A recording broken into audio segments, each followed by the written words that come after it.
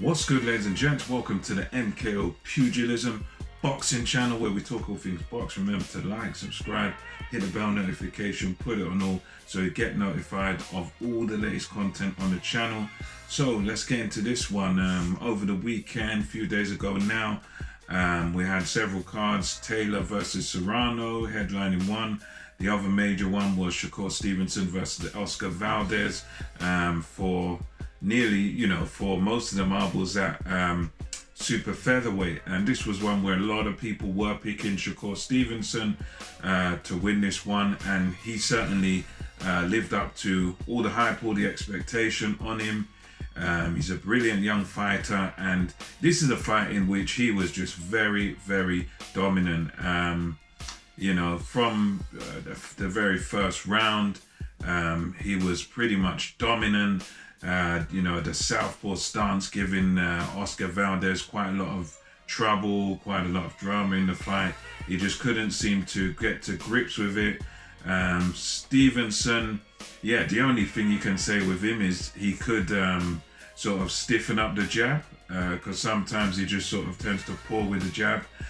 He could sort of snap that jab out a bit more. In this fight, a lot of the times he was just putting it there, just putting the hand in Valdez's face. But in his defense, even him pawing with the jab and just putting it there was allowing him to set up the left hand and all his power shots. And even that little softly jab, Valdez wasn't able to do anything with it really. It was just pretty much dominant. I mean, there was a few little breakthroughs for Valdez where he sort of gave up on trying to box with Stevenson, because he kind of started off behind the high guard thinking he could take a few shots and then try and land his own. But the problem he kept finding pretty much every time when he tried to attack was that Stevenson had this way of using the jab, pouring a little bit, putting it there, and he could just sense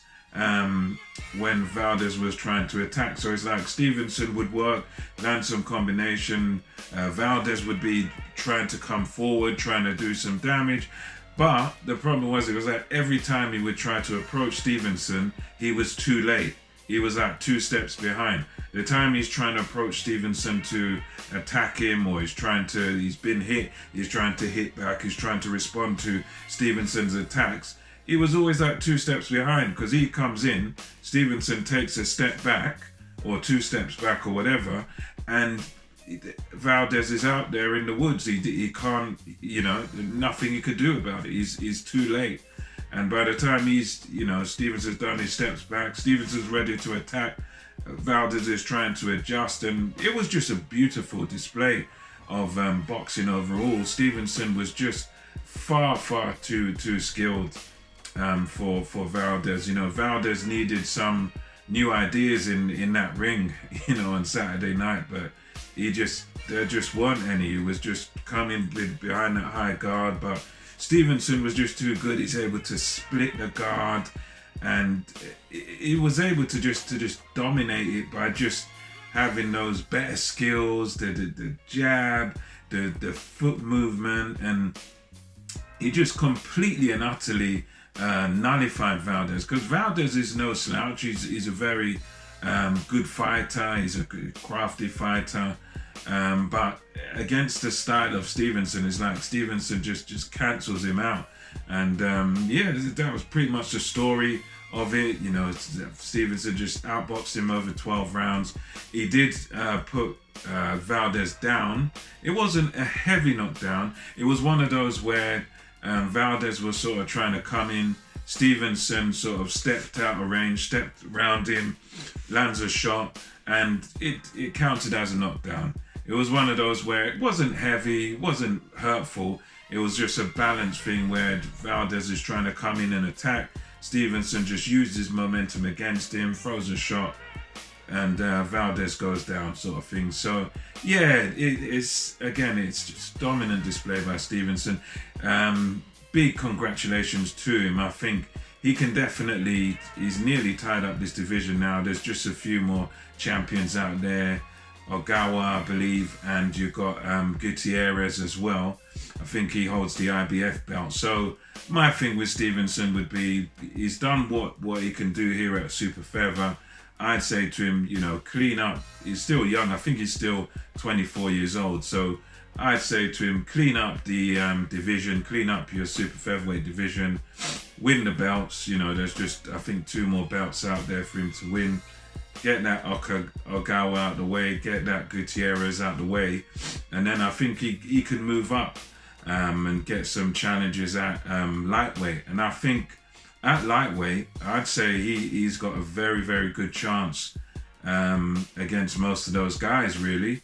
I reckon Lomachenko would be tricky because he's very skillful and he's got his craft, he's got that high ring IQ also. But I think Stevenson, he's got the size, he's got the height at like 5'7". So I think he will be a force even if he moves up to lightweight, and that's what I'd say it would be a great thing for him to do. But I'd say let him clear up the rest of the belts here, become undisputed at Super Feather, come up to lightweight and, you know, take someone on, take a few guys on, and who knows, he's one of those kids where he's still getting towards his prime. I don't know if he's at his prime as yet, but he's at that level where he's just such a skilled guy that you'd have to give him a very, very good chance, even at lightweight, even against Gervonta Davis, Kambosos, Haney. You'd have to say Stevenson, skills-wise, he's a live dog with any of them. He will be more skillful than some of them too. So anyway, let me know what you thought of the fight, what you thought of this dominant display by Shakur Stevenson. What do you think about him moving up to lightweight? Do you think he should just do it now? Do you think he should become undisputed first? Let me know what you think of this. And until next time, this is MKO Pugilism, over and out.